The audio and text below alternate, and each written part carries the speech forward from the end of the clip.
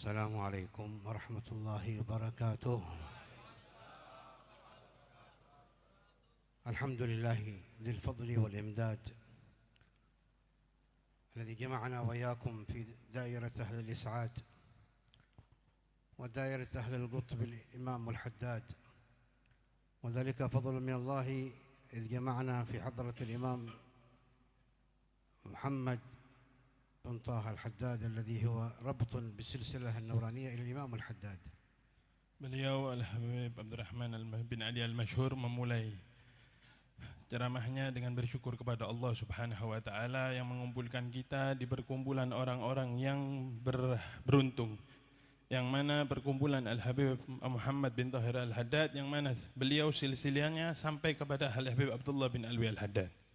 ونصلي ونسلم على سيدنا محمد اللهم صل عليه وعلى آله الذي اتسع لنا به الإمداد، وعلى آله الأجواد وصحابته ومن تبعهم بإحسان من خيار العباد. أما بعد، فإننا في منازل مباركة وجئنا استمداد لمقام محمد بن طاهر الحداد في دائرة الكرم الذي أكرم به في الدنيا، ولو لم نسمع إلا من شطر بيته من عرف ما عرفنا مزق الله حجابه. هذا الذي نحن جينا نطلب هذا العطاء إن أكرمنا به من ربنا فهو المقصود، نسأل الله يبلغنا ذلك.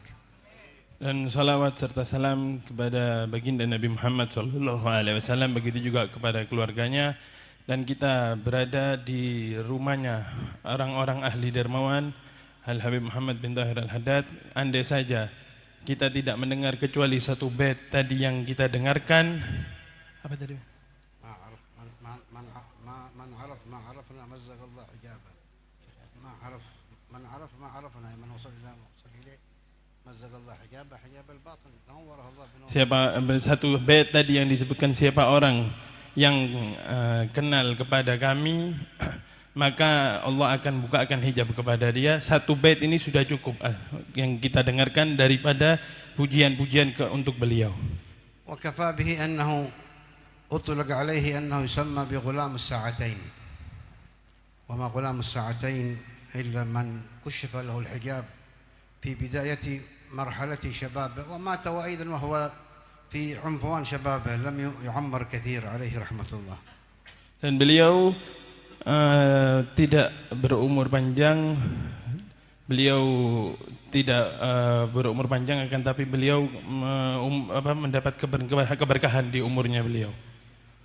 وهي سلسلة مباركة انحدرت من أئمة عظام وجاءوا من بلد قيدون من حضرموت، وما تسلسل من قبلها من الوادي الميمون من تريم الغناء، وفيها سلاسل أنوار كما يقول فيها الحبيب علي بن محمد الحبشي: أب يتلقى عن أبيه وهكذا فيا لك من آبا كرام وأجدادي مسلسلة عنهم أسانيد أخذهم إلى خير محمود وأشرف حمادي. Dan beliau berasal dari kota Gidun yang ada di Hadramut, dan beliau adalah salah satu yang diisyaratkan Habib Ali Al-Habsyi di dalam syairnya, yakni beliau abah anak yang mengambil ilmu dari abahnya yang sanadnya bersambung sampai kepada Nabi Muhammad sallallahu alaihi wasallam. وكفى ما شاء الله من سلسلته الأطهار حبيب علي بن محمد الذي انطرح في دائرة الارتباط بشيخه حتى لازمه وفي دنياه حتى توفي عنده، وارتباطه بحبيب عبد الله بن محسن العطاس، وارتباط أيضا الحبيب حسين، كلاهما قمرين أخذوا عن أبناء إمام، وأدركنا أبناء الحبيب حسين عليه رحمة الله، حبيب حسن والد السيد عبد الله. حينما جينا أذكر هنا أول مجيء لنا قديم قبل حوالي 28 سنة، أدركنا فيه الحبيب عبد الله بن أحمد الكاف، نسأل الله أن يتغشاه بواسع الرحمة. كان معنا مرافق السيد طاهر ابنه عليه رحمة الله، سيد نوفل الكاف. جينا زيارة، وأظن هذه الزيارة الأولى وهي الثانية قبل حوالي 28 سنة زرنا إلى هذا التقل. Dan cukup Habib Muhammad, kebanggaan Habib Muhammad punya anak Habib Alwi, yang mana beliau orang yang sangat punya berilmu dan bermulazamah kepada gurunya Al-Habib Abdullah bin Muhsin yang ada di Empang, begitu juga Habib Husain Berani dan Jombang. Habib Husain Jombang Dan beliau Habib Alwi punya anak Al Habib Hasan, yaitu abah daripada Habib Abdullah. Dan saya masih ingat kata beliau Habib Abdurrahman, 28 tahun yang lalu saya pernah datang ke sini di majelis yang penuh keberkahan ini, dan ini kedatangan saya yang kedua. وأيضا لقيناه حينما خرج مع مجموعة من آل الحداد في افتتاح مسجد الإمام الحداد بتريم الذي بناه وجرد بناه السيد عيسى بن علوي الحداد رحمه الله، توفاه الله قبل 10 أيام في الأيام الماضية. وقد حضر الحبيب حسن بن حسين مع مجموعة من أخوانه، كأنه عمك عيدروس كذلك معه حد، عمك علي الله توفي، عمك علي الله يرحمه وأطال الله عمر عمك عبد القادر عبد بخير الله يطول عمره في عافية. فقد خرج إلى تريم ولقيناه في تلك الأيام لما خرج في تريم حبيب حسن بن حسين. Dan Habib Hasan juga pernah pergi ke الطريقة بعده مستصبحون بنوره الوقادي. هكذا هذه سلسلة المباركة اتصلت بهذا الإمداد. Dan semoga Allah merahmati Habib Idrus. Dan beliau Habib Idrus punya anak namanya Habib Alwi. Kita sering datang kalau kita ke Surabaya ke rumahnya Habib Alwi, anaknya Habib Idrus. Dan begitulah orang-orang yang terikat dengan ikatan orang-orang soleh, yang mana mereka semua adalah cahaya. Sebagaimana tadi disebutkan syairnya, bahwasannya seluruh orang yang datang setelah Imam Haddad itu mengambil cahaya dari beliau Al-Imam Abdullah bin Alwi Al-Haddad. بارك الله في السيد عبد الله، وحضر مع في تريم من الدفعة الأولى عندنا بدار المصطفى مع مجموعة من الطلاب، وبقي فيه الأثر المبارك في خدمة مقام جد الحبيب محمد بن طاهر الحداد. وحضر الجمع عندنا حبايبنا آل الكاف عيال عبد الله بن محمد ومن بقي كلهم باسمه ورسمه، كلهم أهل الفضل والصلاح، فجزاهم الله عنا خير. وجينا هكذا ترتيبات إلهية أو رتبنا، كنا في رحلة متواصلة من إندونيسيا إلى سنغافورة، من أول ماليزيا سنغافورة إندونيسيا، عدة بلدان كلها في حوليات سيد الوالد علي الوالد علي المشهور بن محمد بن سالم الحميد طيب الله ثراه، والسيد عبد الله جزاه الله خير. الليلة أرادها أيضا حولية للوالد، هذا شيء من الوفاء، لأن الوالد شيخه ممن أخذ عنه وطلب العلم في تريم. فهكذا الوفاء يعرفون قدر من لهم عليه حق. هذا يقول الإمام الشيخ أبو بكر بن سالم يقول: أو ما علمت بأننا أهل الوفاء ومحبنا لما زال تحت لوانا. Dan semoga Allah memberkahi Habib Abdullah Al-Haddad yang masih senantiasa duduk menjalankan magomnya Habib Muhammad bin kakeknya Habib Muhammad Al-Haddad. Dan beliau Habib Abdullah termasuk angkatan pertama yang berangkat ke Hadramut, yang belajar di Dar Mustafa, dan beliau juga termasuk salah satu murid Al-Habib Ali Masyhur yang dihauli malam ini. Dan ini adalah, kata beliau Habib Abdurrahman, tertib dari Allah Subhanahu wa taala. Saya datang ke Indonesia, saya ada acara di beberapa kota, subhanallah, malam ini kita ditakdirkan untuk hadir di tempat yang penuh keberkahan ini.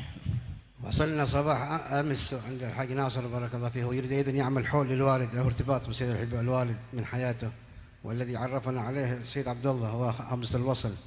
فكان له أيضا قلنا أول ما وصلنا إلى جاكرتا خطر في البال أن نريد أن نزور الحبيب محمد بن طاهر، أن لنا سنين طويلة ما عاد زرنا تقل، وكان جاءت الأقدار هكذا. فمشينا الصباح، خرجنا من البيت مع الحاج ناصر، قال نزور التقل، وإذا بيتصل بالأخ عبد الله سيد عبد الله بأننا سنأتي إليكم في الدرس اليوم عندكم. قالوا هناك حول، قال إن شاء الله نعمل حول، وتمت الأمر على مراد الله فيما أراد. والحمد لله وجدنا الجمع المبارك من الحبايب والمحبين وأهل الارتباط والقصائد الطيبة والمولد. وهذه الماخذ حق المولد أول مرة نسمع، ولكن كما قلنا لو لم يكن فيها شجر البيت هذا لكفاه. جينا من أجل هذا، من عرف ما عرفنا مزق الله. هذا بقى تمزيق الحجاب، إن شاء الله يزيق الله حجاباتنا كلها. Dan tadi begitulah kata beliau orang-orang yang ahlul wafa, sebagaimana disebutkan oleh Syekh Abu Bakar bin Salim. Beliau Al-Habib Abdullah Aab tadi membuat acara haul ini termasuk salah satu wafa terhadap gurunya Habib Ali Masyhur, karena beliau belajar sama Habib Ali Masyhur. Sebagaimana dikutip oleh Syekh Abu Bakar bin Salim, apakah kamu mengetahui bahwasannya kami orang-orang ahlul wafa, dan orang yang cinta kepada kami ada di bawah naungan kami. Dan terima kasih Haji Nasir yang membawa kami ke tempat ini. Dan saya waktu di Jakarta sudah berkeinginan kuat pengen ziarah Habib Muhammad bin Thahir. Tadi pagi subhanallah pengen ziarah, kita nggak tahu ada acara ini. Ditelepon Habib Abdullah Aab, katanya ada majelis, ada kajian. Wah, alhamdulillah digampangkan, dimudahkan, kita hadir di tempat yang penuh keberkahan ini, masya Allah. فحينما وصلنا الحمد لله وجينا وأنتم في المجلس، ولكن كما قلنا بغيتنا أن نصل وأن نوصل. يقول حبيب علي بن محمد الحبشي في القصيدة قال: وصلتم فاجتمعتم واتصلتم فكان الوصل فائدة الوصول.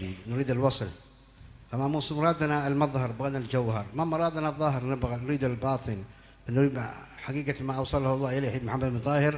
من عرف ما عرفنا مزق الله حجابه، نكررها لتمزيق الحجاب إن شاء الله. Dan tadi beliau juga ngomong, masya Allah, hadir di maulid ini, dan pertama kali saya dengar waktu qiyam dengan metode seperti ini, masya Allah. Kata beliau, satu bait tadi itu, man arafna ma arafna nazahallahu hijabah, mazzaqallahu hijabah, itu kalau cuman itu aja pujian terhadap beliau itu sudah cukup kita hadir di tempat ini. Dan tujuan kita hadir di tempat seperti ini yaitu untuk sampai kepada baginda Nabi Muhammad SAW. Kita berkumpul, kita saling duduk. Tujuan kita untuk apa? Untuk wisol, sampai kepada Nabi Muhammad SAW. Adapun surah, gambaran tidak penting. Yang terpenting adalah jauhar, intinya dari perkumpulan seperti ini. وسيد الوالد عليه رحمة الله ربما بعضكم عرفه عندما زار حضرموت أو سمع عنه، فهو من رجال المرحلة التي مرت بحضرموت عاصفة، وهي مرحلة الشيوعية التي مزقت المنهج والطريقة والأربطة، أغلقتها وأغلقت الأبواب. وكان سيد الوالد أيضا اختص فيها الجد محمد بن سالم بن حفيظ والده عليه رحمة على طيب الله ثراه، وكان في عنفوان شباب عمره 35 سنة. كان أكبر أخوانه، أصغر أخوانه سيد الحبيب عمر، هذا الذي أحيا الله به كثير من ما فات وما مات وما اندرج في دائرة إحياء ورفع الراية في كثير من بقاع الأرض في شرقها وغربها، أمتعنا الله بطول حياته. هذا العمر 9 سنوات، الكبير 35 والصغير 9 سنوات، في شدة. يمكن بعضهم حضروا هذا العيال. عبد الله بن أحمد أذكر كان أخوه مرتضى، هذا أذكر لما كان آخر من خرجوا من رباط تريم وقبلوا في رباط تريم مرتضى بن عبد الله بن أحمد كان في تريم، وبعض الأفراد سافروا. كان عند مرتضى عند الحبيب جعفر، إذا جلس عند الحبيب جعفر بن أحمد الهيدروس. فتلك الحقبة الزمنية كانت من أصعب وأشد مراحل التي فيها ابتلاء واختبار، ولكن ثبت فيها سيد الوالد عليه رحمة الله مع من ثبت في تلك المرحلة في تلك البلاد. وأقرب العلماء والأفاضل ومن كان عنده من استطاع أن يهرب ويسافر فسافروا وتركوا الوطن، خرجوا من شدة الأمر الذي ألم بهم. Dan mungkin kebanyakan dari kita mengenal abah beliau, yaitu Habib Ali Masyhur, yang mana ketika itu beliau hidup di zaman ketika di Hadramut, zaman yang sangat menakutkan. Karena ketika itu pondok-pondok ditutup, ulama diganggu, disiksa. Bahkan beliau ketika itu mendengar kabar wafat abahnya, beliau masih umur 35 tahun. Dan adiknya Al-Habib Umar umur 9 tahun. Akan tetapi beliau tetap tidak gentar. Beliau tetap menjalankan apa yang dijalankan abahnya. Padahal ketika itu banyak ulama yang sudah keluar dari Hadramut. Bahkan salah satunya saudara daripada Al-Habib Abdullah, Habib Ja'far. Itu termasuk yang terakhir yang ada di Ribat yang keluar. Ulama yang enggak kuat keluar, kabur mereka. Cuma Al-Habib Ali Masyhur, Al-Habib Umar, mereka kokoh, sahabat untuk menjalankan warisan abahnya Habib Muhammad bin Salim bin Hafid. فسيد الوالد عليه رحمة الله بقي محافظ على ما يمكن الحفاظ عليه. من ضمن ذلك أن تولى إمامة جامع تريم، وما تولاها رغبة في الإمامة، إنما جاء في يوم من الأيام، كانت تلك المرحلة أيام يعمر المسجد، يجدد عمارته، فوجد الإمام في جامع تريم المؤذن، والمؤذن جار المسجد وهو من الدلال في السوق، دلال، لكن ما ذنبه، عمله مؤذن تمام، لكن يؤم الناس اضطرار. لما جاء وجد الوالد قال: حبيب تفضل تصلي بالناس. قال: ما حد إمام عندكم وأنا طالب علم؟ قال: الناس هربت يا حبيب، ما حد يبغى. قال: إنها طامة كبرى، أيؤم الناس في جامع تريم، وتريم بلاد العلم، ويعتقد العوام أن الإمام هو المرجع في المسائل إذا احتاج سؤال في فقه في نكاح أو في طلاق أو في حيض أو في شيء من مسائل العلم، يعتقد أن الإمام هو العالم، يسأله هذا ما عنده يعرف مسائل بسيطة ما يجيب. فقال هذه مصيبة، إمام جامع تريم عامي، هذه مصيبة. قال إذا حبيب أنت تقي؟ قال مرحبا، أنا بحث من يقوم بهذه المهمة إلى أن وأنا في الفترة التي نبحث عنها سآتي إليك من البيت يمر على 5 مساجد من الطريق. ما غرضوا الجماعة؟ غرضوا أن يسد هذا الفراغ في جامع تريم، فإذا به يبقى في إمامة جامع تريم 45 سنة مدخل إليه. هذه الإمامة قام بالخدمة في الإمامة إلى أن توفاه الله عليه رحمة الله. قبل وفاته بليلتين ترك الجامع، وكانت هذا تاريخه عليه رحمة الله 45 سنة محتسبا لله عز وجل في هذا المقام. Dan Habib Ali Masyhur ketika itu mencoba menghidupkan apa yang dijalankan abahnya. Ketika itu beliau masuk di Masjid Jami' Tarim. Masjid Jami' Tarim. Ketika itu dilihat ada satu orang yang adzan, dia yang imam. Ini Masjid Jami' Tarim kata beliau. Ditanya, ternyata ini orang bukan orang yang punya ilmu banyak, ya orang biasa, tahu ilmu sedikit. Kata beliau, la ilaha illallah, ini Masjid Jami' Tarim, tempat orang tanya masalah-masalah fikih, ifta dan lain sebagainya. Ini musibah kata beliau. Khalas kata beliau diminta jadi imam, bukan keinginan dari beliau. Maka beliau diminta jadi imam. Dari masuk masjid itu sampai 45 tahun Habib Ali Masyhur jadi imam, sampai 2 hari sebelum meninggal beliau jadi imam di Masjid Jami' Tarim, di Tarim ini, Masjid Jami' Tarim. وهذه الوظيفة الإمامة مع أيضا نظارة أموال مسجد الجامع، وأيضا في حقبة بدأت الأحوال تتهدى في أيام الشيوعية، سعى مع بعض أعيان وبعض شيوخه في تريم افتتاح رباط تريم، فتحوا بعد ما أغلق، وجاء الحبيب سالم الشاطري عليه رحمة الله من عدن وتواصل معهم في رباط تريم، فتولى الخدمة برباط تريم سنوات، وفتحوا قبة أبي مريم لتحفيظ القرآن، أغلقت أيضا أيام الشيوعية، كان مع الحبيب سعد بن علوي الهيدروس، وأعاد أيضا مع المناصب والحبايب إزالة النبي هود، وقام بالخدمة في شعب النبي هود في توجيد ما يحتاجه الزوار من الماء والكهرباء والخدمات، فهو مشارك لهم في كل ذلك. ولذلك أيضا إعادة مجلس الإفتاء بتريم أعاده مع بعض شيوخه وتولوا رئاسته في أيام كان معهم، إلى أن صار الأمر إليه فتولى هو رئيس مجلس الإفتاء بتريم. فجمع في آخر حياته وظائف كبيرة، كل وظيفة منها تحتاج إلى أمة وراء. فهو إمام الجامع وناظره، وهو مفتي تريم ومرجعية الإفتاء مجلس الإفتاء بتريم، وهو أيضا مدرس بدار الفقيه ومدير دار الفقيه المقدم في تريم، وهو أيضا مدير دار المصطفى، وهو أيضا المرجعية في إصلاح ذات البين، إصلاح بين القبائل، إصلاح بين العامة، ومرجعية في الفتوى في جامع تريم، وأيضا في كل أسبوع عنده مجلس أو في إذاعة دار المصطفى سؤال وجواب مباشر ما يقارب من 20 سنة، الأسئلة والأجوبة بآلاف الأسئلة، وأيضا كتابة الفتاوى ومسائل أحوال الذي كان فيها بعد وفاته عليه رحمة الله. توزعت بعض أعماله على مجموعة، وكل واحد الجزء الذي عنده ثقيل تعب، كان هذه كل الوظائف يقوم بها لوحده. فلما ما عرف قدر ما كان عليه من الجهد إلا بعد وفاته، كان سمعت بعض الأخوان قال يا حبيب مشهور فتحمل من وراك وناس وتتعبهم كثير، وهو الذي حصل. يعني الأعباء اللي كان يحملها حملوا من بعده، والكل تعب بما يتحمل هذه المسؤولية، فعليه رضوان الله. Beliau bukan cuma imam masjid di Masjid Jami', beliau imam masjid, beliau juga yang ngurusi masjid. Beliau juga termasuk orang yang menghidupkan, mengembalikan Rubat Tarim bersama Habib Salim ketika datang dari Adan. Beliau termasuk juga orang yang menghidupkan, mengembalikan Gubat Abi Mroyim, tempat ngafal Qur'annya para habaib dan masyayikh. Beliau juga termasuk yang menyemangati para habaib untuk menghidupkan asar-asar salaf. Itu semua kerjaannya beliau. Beliau mufti di Tarim, beliau imam masjid, beliau yang mengembalikan ziarah Nabi Allah Hud, begitu juga mengurusi bagaimana menjamu tamu-tamu ziarah Nabi Allah Hud. Beliau imam di masjid beliau mudir Darul Mustafa, beliau mudir masjid Darul Faqih. Semua itu dilakukan oleh beliau cuman dengan satu orang. Satu orang yang menjalankan seluruh amalan-amalan itu. Beliau mufti, beliau ada juga kajian di radio Darul Mustafa, tanya jawab langsung ribuan soal. Beliau jalani itu 20 tahun.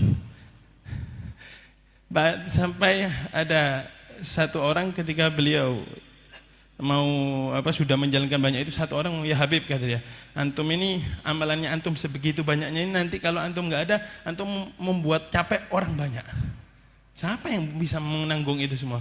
Dan beneran ketika beliau meninggal, amalan semua yang beliau amalkan di Tarim itu setiap bagian dipegang oleh beberapa orang, bukan cuma satu orang.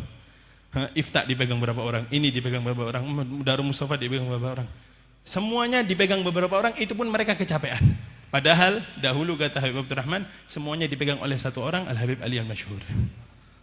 ولهذا أيام الحقبة الشيوعية كان يأتوا إليه الطلاب، قلنا أكثر العلماء هاجروا وسافروا، كان يطلب منه بعض الطلبة أغلب الآن وطريقتهم ومساجدهم ومعابدهم ومدارسهم ما استطعنا، ولهذا أبى أن يخرج، ولا كان لا يسافر إلا قليل نادر، فجاء أندونيسيا مرة واحدة، فهل داركم هنا ما شاء الله. Dan termasuk santri-santri yang sekarang ada yang dari Rubat Tarim, dari Darul Mustafa atau dari Hadramut, kebanyakan sambung ilmunya ke Habib Ali Al-Masyhur, muridnya beliau semua. Itu waktu zaman Syuyu'iyah, kata beliau, ketika itu ulama pada kabur semua, pada menyelamatkan diri kecuali Habib Al-Masyhur. Beliau tetap kuat, tetap sahabat. Beliau membuka daras di rumahnya. Cuman waktu itu nggak ada yang berani ngaji, itu nggak ada yang berani karena banyak mata-mata, kalau kena bisa dibunuh. Akhirnya gimana? Beliau habis sholat di jame', beliau nunggu di rumahnya. Itu santri-santri yang mau ngaji sama beliau bawa kitabnya ditaruh di kresek yang buat beli-beli buah-buahan atau beli-beli sayuran biar nggak ketahuan. Daras nanti masuk 2, masuk 3 sampai selesai.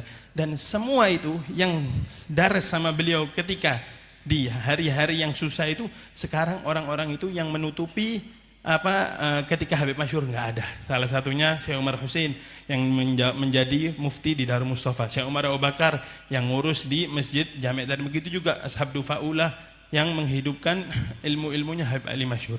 Beliau bahkan kalau beliau mau, kata Habib Rahman, kalau beliau mau, beliau ikut kabur ya bisa, pasti dikasih kewarganegaraan, dikasih tempat enak, mufti. Cuman beliau nggak mau. Beliau ketika itu ditanya, Habib, antum ini juga termasuk, abahnya diculik, antum juga termasuk target berikutnya. Kata beliau, kalau Tarim semuanya pergi, siapa yang mau menjaga Tarim?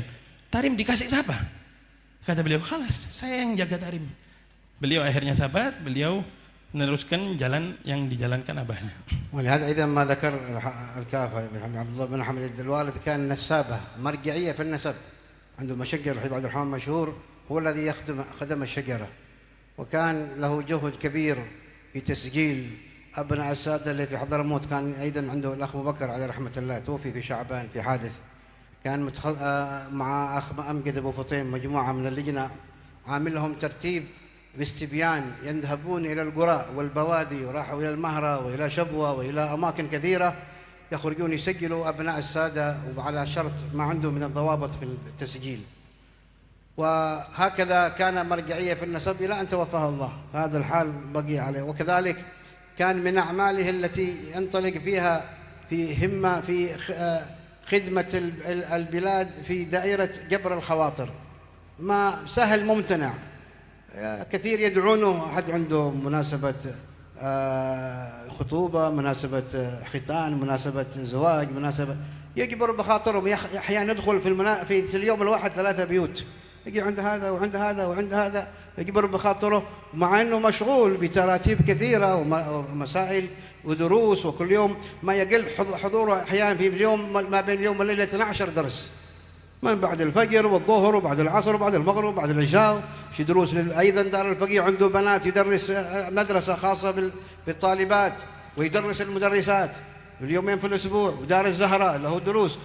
كلية الشريعة التي أسست بجامعة الأحقاف، الدفعة الأولى خرجت على يده مع حسام الشاطري، هو كان درسهم. الآن الدكاترة الموجودين من أوائل الدفعة ودرسهم. ومن جاء من بعد الدفعة الأولى من طلاب دار المصطفى كان يخرج يوميا بعد الظهر ما عدا يوم الجمعة كأنه إلى دار المصطفى يدرس الطلبة في المنهاج، أكبر مستوى في الفقه عند الحي المشهور. يطلقون عليه الحي المشهور يفقه الطلاب، يفقه البليد. إذا جاب المسألة يكررها مرتين وثلاث ويركز على الطلبة ويفحص الطالب لأجل يفهم المقصود من العبارة. فهكذا لا يعبر هكذا يقرأ كثرة من غير ما تمييز. هكذا كان وصفه عليه رضوان الله. Dan dengan begitu banyaknya pekerjaan, beliau termasuk orang yang mengurusi nasab. Habib Ali Masyhur ini, beliau bahkan jadi marja, jadi sandaran nasab Al-Ba'alawi. Beliau pergi ke desa-desa, beliau nanya, beliau tulis, beliau rangkum sampai ada buku-bukunya dan ada syarat-syaratnya. Beliau ke seluruh desa-desa Hadramut untuk mencatat nasabnya para cucunya Nabi Muhammad SAW. Di atas itu termasuk amalannya beliau suka menyenangkan hatinya orang. Itu kadang satu hari beliau undangan, ada yang mau undangan hitan, ada mau nikahan, ada mau ini. Itu satu hari biasa 3 rumah didatengin, didatengin, dihadirin, cuma nyenengin hatinya orang dari itu. Padahal satu hari kata Habib Abdurrahman tadi beliau punya kegiatan 12 jam ngajar. Satu hari 12 jam ngajar itu selain acara-acara orang yang undang. Belum lagi beliau nanti ada punya pondok perempuan di Darul Faqih. Beliau ngurus Darul Zahra juga beliau ada ngajar. Bahkan beliau juga punya kajian di Darul Mustafa waktu zuhur. Itu bahkan cara beliau ngajar kata Habib Rahman tadi itu sampai kalau ada orang bodoh itu bisa paham cara ngajarnya beliau. Bukan cuma ngajar kelewatin ibarat nggak ada, difahamkan. Nggak paham 2 kali, diulangi 3 kali sampai ini paham. Yang bodoh langsung paham, diajarin sama beliau. Itu cara ngajarnya beliau. وهكذا مضت أيام عليه رحمة الله، والوقت لا يتسع أن نكثر من الكلام، ولكن نعتبر خلاصة عجبتنا القصيدة والموت هذا اللي جابه الأخ بارك الله فيه. يا البعلوي شفاعة شهد الله كل كربة. الوالد عليه رحمة الله ختم عمره بهذه القصيدة. يذكر لي الدكتور هذا اللي كان عنده قال آخر لحظة جيت وهو كان قد ارتفع عنده السكر، فقال أريد أن أضرب له إبرة أنسولين. لما شاف قال لا انتظر، راح توضأ صلى المغرب والعشاء، قدم العشاء مع المغرب. الدكتور يذبل قال يجلس، دكتور اجلس. يقول لي دكتور قال ما شهدت ثباتا في أحد حضرت وفاته مثل ما شهدته في الحي المشهور. قال يجلس دكتور اجلس، اقرأوا ياسين. بدأوا يقرأوا ياسين. اقرأوا يا البعلوي شفاعة. واستحضر السلف كلهم، يا فقيه يا مقدم يا محمد بن علي، وجاب السقف المحضر والعدروس وكل السلف علي بن حسن العطاس جمع السلف. وإذا قال إذا غلطوا في بيت ما جابوا يرد عليهم، مستجمع حواسه ما هو خايب حسه. قال الدكتور ما أن انتهى القصيدة إذا بالحبس اللحظة يفارق الحياة. بعد ما صلى المغرب والعشاء جماعة وقرأ ياسين وحضروا السلف الحمد لله على الدنيا العفاء. فاختار الأخ اختاره الله فانتقل إلى جوار مولاه عليه رضوان الله.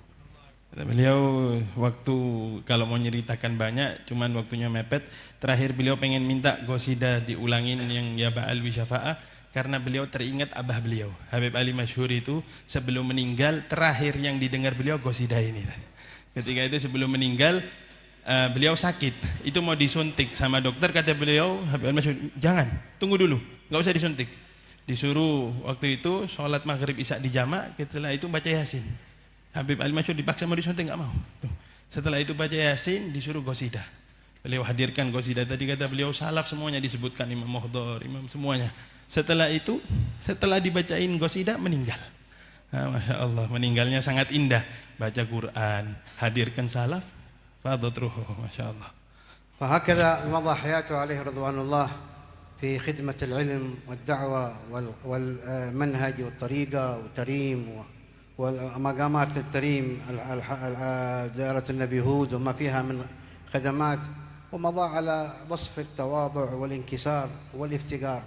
كثير من أحوال لم تعرف إلا بعد وفاته. أذكر قصة أختم بها الجلسة، أختم بها الكلمة. يذكر لي أحد الطلبة هنا عندكم في أندونيسيا، جيت قبل سنة تقريبا أو سنتين، يخبرنا أحد طلبته، كنا في رحلة كان في شيء من المعاهد بعد سرباية، يقول لي هذا الطالب هذه قصة لا يعرف بها أحد إلا أنا والحي المشهور والطالب الذي كان معي 3. إيش القصة؟ قال كان في طالب جاء معنا إلى حضرموت، مش من الدفعة الأولى، الدفعة الثانية والثالثة، كان عنده لوثة بعض أفكار مع المخالفين، ولكن كان الشيخ أخرجه لأنه سيد حمر لما زار أندونيسيا في تلك المحرضة زار معهدهم، كان شيخه متأثر، كان لما شاف الحبيب عمر وأثره فتراجع عن فكره، كان يريد أن يذهبون بهم إلى عند بعض المخالفين، قال له خلاص تروحوا إلى دار المصطفى. خرج وعنده بعض الفكر ما هو مستقيم، فأذكر قال جابوا إلى الشحر الفقير، كنت في الشحر 9 سنوات فرع من دار المصطفى بالشحر، فجاء إلى الشحر مضى فترة حتى وصل، رجع واصل درسته حتى وصل لتريم. في حلقة حق حبيب علي مشهور قال هذا، يقول حبيب علي مشهور للطالب هذا في أثناء الدرس بعد درس: إيش عندك يا ولد ولد؟ في عندك شيء؟ قال لا يا حبيب ما في شيء. خلاه قال الدرس لجلسة ثانية، فجأة قال حبيب مشهور قال أنت إيش عندك؟ إيش فيه؟ قال حبيبي ما في شيء ما في شيء. خلاه ثالث مرة قال تعال أنا شيخك قل لي إيش عندك؟ الرجال ما هو مثل الفكر، قال بدأ يعترف. إيش عندك؟ قال يا حبيب أنا أهلي زوجونا في إندونيسيا وجيت إلى هنا بعد الزواج، فإذا بفكره كله مع الزوجة، قال زوجتي في جاكرتا. قال عجيب هذا. قال حتى زوجتك إلى التريم؟ قال حبيب ما عندي فلوس. قال أنا أعطيك فلوس حق تذكرة. قال أعطيك فلوس تذكرة جيبها لها.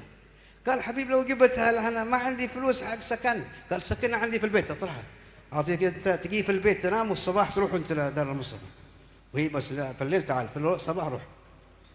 قال تعجب هذا حبيب هذا ويعطيه فلوس حق تذكرة، وجاب زوجته ونزلت عنده في البيت، عنده بيت الوالد بيت ثاني غير بيت الوالدة، فإذا به بعد سنة المرأة ذي تحمل تبي ولد، هذا مولود. هذا صاحبه اللي معه يعني مرتبط ما عنده شيء فكر مخالف، جاء قالوا الحمد لله الآن زادنا مولود، من بيسمي هذا الولد؟ حبيب علي حبيب عمر ولا حبيب مشهور؟ حبيب علي مشهور. قالوا كلاهما نذهب نحنكه، وأصد حبيب عمر في دار المصباح حنكه وسماه. قال هذا الكلام قبل 20 سنة مش اليوم، قبل 20 سنة. ذهبوا من دار المصفى إلى عند بيت الوالد مسافة الطريق، ما في جوالات عاد قبل الجوالات. وحبيب علي مشهور هذا ولد ما شاء الله بارك له هنيئا لك مبروك المولود. قالوا حنكوا حبيب علي بغى لنا اسم. قال اسم؟ ما سماه الحبيب عمر؟ كيف عرف حبيب علي مشهور هذا؟ فالولد هذا الثاني ذكي قال حبيب نعم نحن في اندونيسيا نحب الاسم المركب، فأنا واحد منك واحد من حبيب علي عمر. قال اسمه من؟ قال أعطاه اسم مركب. فالشاهد الولد هذا قال بعد هذا المرحلة دي كلها اللي قضاها بتريم ما كان عنده من أفكار، وهذا قال هؤلاء نعيش بينهم ويكرمونا معنا عندنا مع ذلك يسترونا ويكرمونا ويعطونا. قال فخرجت كل ما قال هذا الولد لما أخبرنا بالقصة قال لا قدوا في الجامعة في جاكرتا، هذا اللي سماه الوالد الحين المشهور قال قدوا في الجامعة وحاله صالح. فشاهد القول أن هذه الأحوال ما تجي من فراغ، تجي من تربية، من تزكية، من ارتباط، من أخذ عن الرجال. ما قال عبد الله محسن طاهر وزاحم أهل الفضائل بالركب وقربا ولا تضيع فقد ضيعت كم من زمن. فالارتباط بالمنهج المعرفة والدلالة هو الذي يكسو الطالب كسوة النظرات وكسوة العطاء وكسوة الارتباط حتى يصبغ بصبغة من نظروا إليه وترتبط تلك النظرات. ونعود مرة أخرى إلى ما قال محمد بن طاهر عليه رحمة الله: من عرف ما عرف مزق الله. هذا هو، نحن نبغى هذا الارتباط بهؤلاء حتى يتمزق عن الحجاب ويصلح الله لنا الطلاب وبلغنا الآمال. والعفو سامحونا وطولنا عليكم ليلة على غير عادة، فالسماح منكم وعفو حبايبنا وطولنا وكلامنا فيما غير محله. بارك الله بالحاضرين جميعا وجزاكم الله عنا خير الجزاء. وبعد الترجمة نختمها بالدعاء. Dan begitulah jalan hidupnya beliau Habib Ali Masyhur di dalam mengajar, di dalam dakwah, menjalankan sirat salaf beliau. Begitu juga di atas itu semua beliau adalah orang yang sangat tawadhu, yang sangat rendah hati. Itu diceritakan beliau tadi, kata beliau bahwasannya ada satu kisah, ini kisah 20 tahun yang lalu. Beliau ada satu orang ini cuman yang tahu kisah ini dia, orang ini sama Habib Masyhur sama santri yang hadir.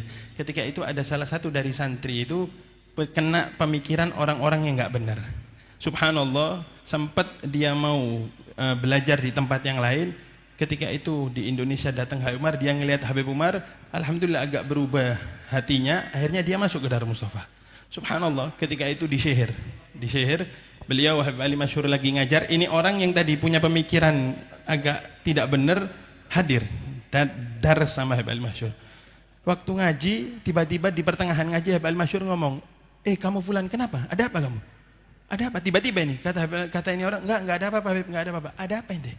Dia enggak mau ngaku. Hari pertama, hari kedua, kayak gitu lagi. Hari ketiga, kayak gitu lagi. Sampai terakhir kata Masyhur, sini. Kenapa kamu?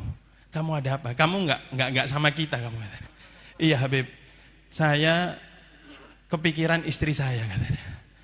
Saya dinikahkan, setelah itu saya disuruh belajar. Pikiran saya ini sama istri saya. Oh, enggak usah takut kata beliau. Masya Allah, enggak apa-apa. Kalau begitu saya datangkan istri kamu. Ya Habib, saya enggak punya uang, saya yang bayari. Ya Habib, di sini butuh tempat tinggal, butuh ini, saya yang bayari semua, tempat tinggalnya, sakannya, biayanya saya yang bayari semua. Marhaba Habib, ini orang senang banget. Farhan didatangkan. Setelah itu, setelah dapat 1 tahun, lahir anak. Ini anak tadi bilang kepada temannya, ini sekarang anak saya siapa yang namai? Habib Masyhur atau Habib Umar? Kata temannya, dua-duanya. Ya khair, ketika itu dibawa ke Habib Umar yang di Darul Mustafa waktu itu. Dibawa ke Habib Umar, ketika itu ditahnik, setelah itu dikasih nama. Setelah itu dibawa lagi ke Habib Ali Masyhur. Ketika itu enggak ada HP. Zaman dulu 20 tahun, ini kisah 20 tahun yang lalu. Enggak ada HP. Dibawa ke Habib Ali Masyhur, sampai ke Habib Ali Masyhur, ahlan wa sahlan, Masya Allah, didoain, ditahnik. Setelah itu ya Habib, pengen nama. Kata Habib Ali Masyhur, bukankah Umar sudah ngasih nama? Kan Umar sudah ngasih nama, ngapain minta nama anak lagi? Oh, Masya Allah. Kata temannya, ini pintar satunya, ya Habib, kita di Indonesia punya kebiasaan namanya double. Bukan nama 1, nama 2. Oh pintar ente, akhirnya ditambahin namanya. Dari sini kita bisa tahu bagaimana mereka kedudukannya Habib Ali Masyhur. Dan beliau mengatakan, kedudukannya Habib Ali Masyhur tidak diketahui kecuali setelah meninggalnya. Setelah meninggalnya baru tahu orang-orang kedudukan Habib Ali Masyhur. Dan keadaan magom seperti itu kata beliau tidak didapatkan dengan santai-santai, didapatkan dengan hubungan yang kuat dengan guru, didapatkan dengan belajar, didapatkan dengan ngaji, didapatkan dengan mujahadah, dan mudah-mudahan kita semua mendapatkan berkahnya beliau insyaallah. Dan terima kasih, beliau meminta maaf memanjangkan, mungkin terlalu panjang ceramahnya beliau, dan terima kasih kepada habaib yang hadir di sini. Begitu juga Habib Abdullah. Mudah-mudahan semuanya kita semua diberikan keberkahan insyaallah. Amin ya rabbal alamin.